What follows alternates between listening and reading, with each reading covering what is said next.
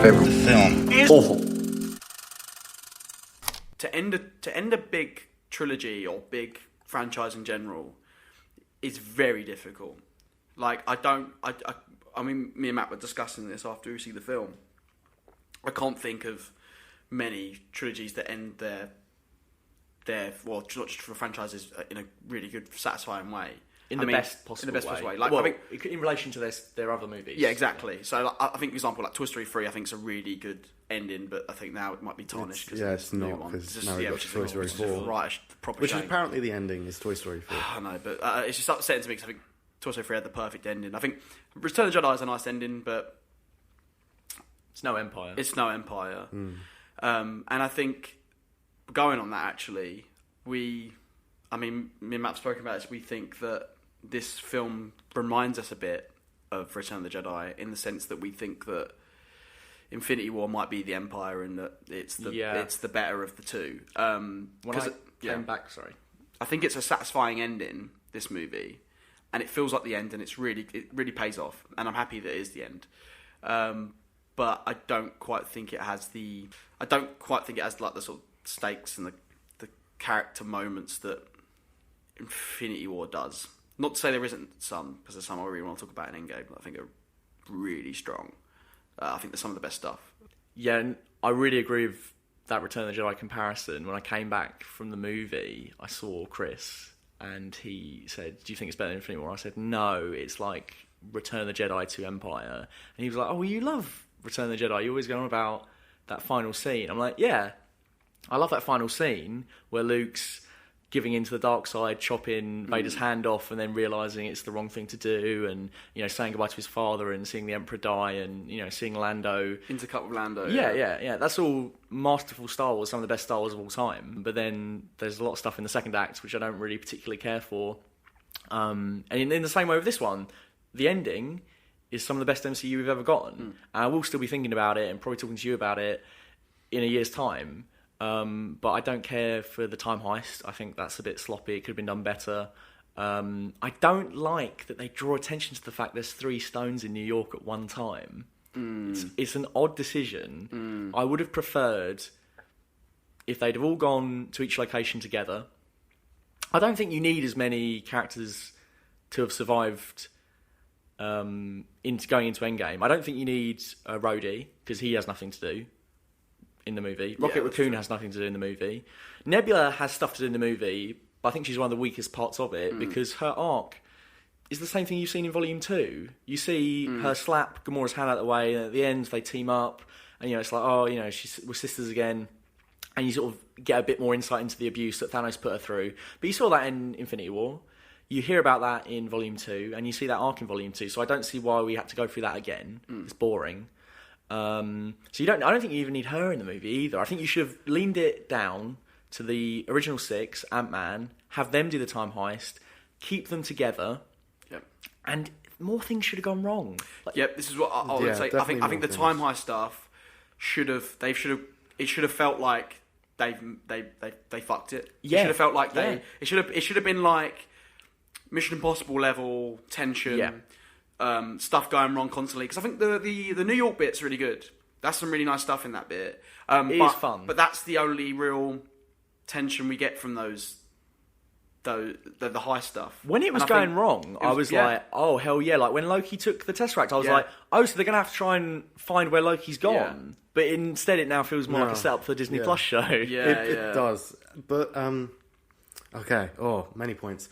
To go off what you said, Matt, so I agree with Rhodes had nothing to do. I think Rocket was there with Thor so that Thor could have that emotional character moment, and Rocket could just continue the plot.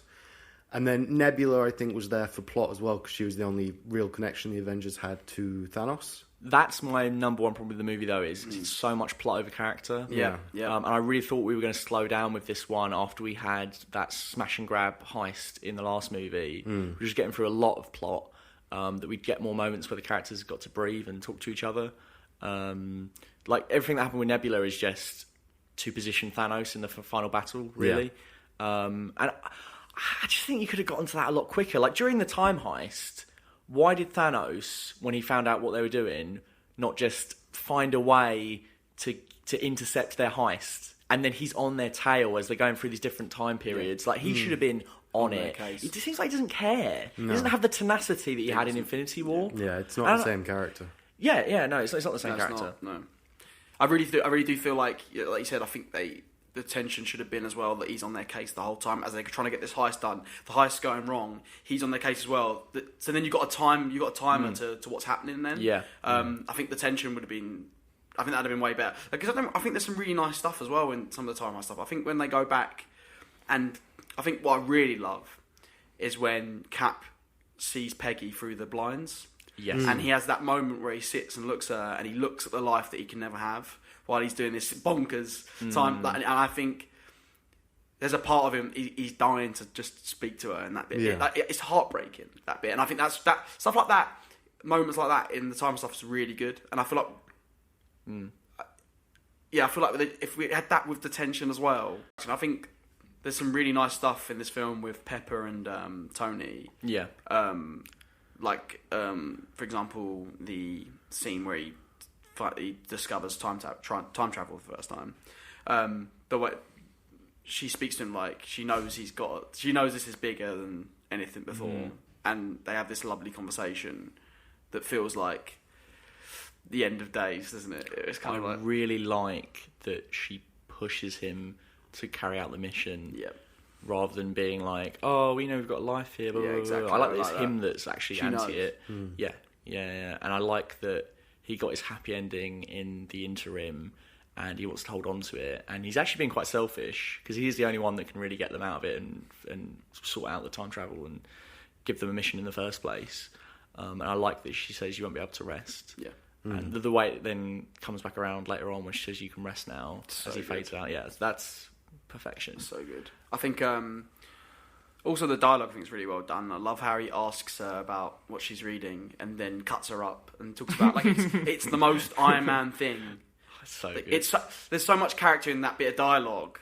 It's geniusly written, that bit. I really think that scene's really well done. Of like you see the clocks turning in his head. Yeah. The subtext to the dialogue in it. I think that scene's really. It's one of my favourite scenes. I think you were just in the 6 to 900 range. Yeah, it's really good. Everything with his kid as well. It's really good. well done. Really well done. He feels like he slipped into that father role so well. Yeah. And I totally buy that after all those years of fighting, this is like his his perfect ending. Yeah, definitely. Yeah, definitely. I do like the film a lot.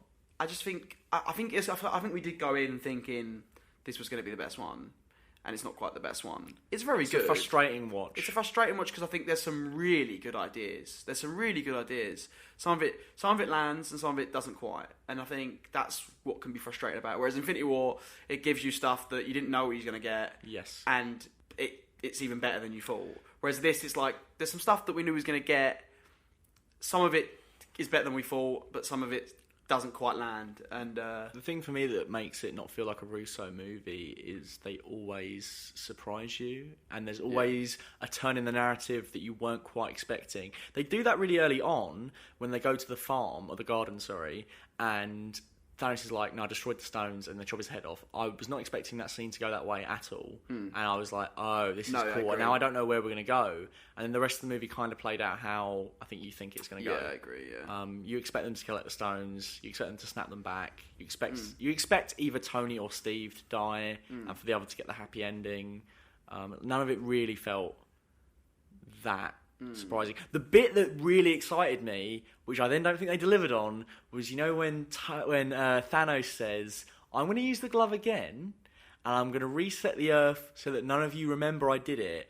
I was like, "Oh, is he actually going to win-win?" Yeah, because they won't know, and also that explains why those characters would be leaving and why the universe would reset and why no one would remember. And I was like, if they do that, and that's what happens, and we spent the whole last year going, yeah, Thanos won in Infinity War, but he's obviously going to lose in Endgame, and then he wins again. Yeah. That would have been cool. Well, yeah, we said that in our Infinity War episode. Yeah, we did, yeah. I was speaking to a friend, and he thought that was going to be Thanos' plan, to snap and make the half that remained just forget. Just nobody... Cool. That would have been, Yeah. It's really nasty as well. But he says, I hope they remember you. So it'd have been nice in this one if he had that arc of like, Nah, you know what? You's a bit of pain in my fucking ass. Like, I hope they Which I forget think you. Like, that's... do you know what I mean? Sort of like... That's what I don't like about this Thanos, is that he doesn't have that step of... No, like, he has part of that step of, I'm going to make you all forget.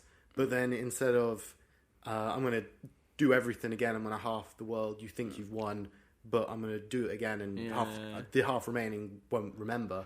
He just goes, I'm going to reset the Earth, all of you are going to die. He's lacking the will that the Thanos of Infinity War has. Yeah. The Thanos of Infinity War is the best MCU villain because he will stop at nothing to achieve that goal. And you feel that through his character, you feel that through all the situations he's put in. This one, I felt like he was chilling. He watches the recording. He's like, oh, cool, my destiny's going to happen. I guess we should go to the future. And, you know, like, even when they're fighting, I don't really get the sense that he's, like, desperate for that glove. No. Yeah. I do like when he gets nasty with, like... with Cap and he starts fucking... No, that is cool. That's a really good bit. Yeah, it's cool. I think, Yeah. As you say, he should have been on their case. Yeah, he should have been on their case. I do like, as well, though, we see him watch everything turn to dust before he does. That's cool, and the way they really linger cool. on that is good. It's really good, and he sits there... Because also, you're a little bit thinking, is he going to go? And then, and you watch him just watch everything. I think that's really like a nasty way to go. He watches everything fail. After seeing everything go right, it's almost as if like he's the lesser Thanos of himself. Like there's something about... He's the one that actually didn't do it. He lets... I think it's quite a cool idea that his arrogance of him knowing his destiny already happened and that he is chill about it could be the reason... Actually, that's a good point. That it could be the reason why he actually fails in this one.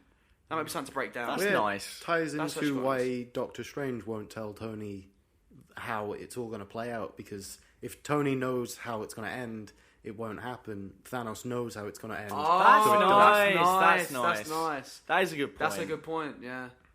But I still question...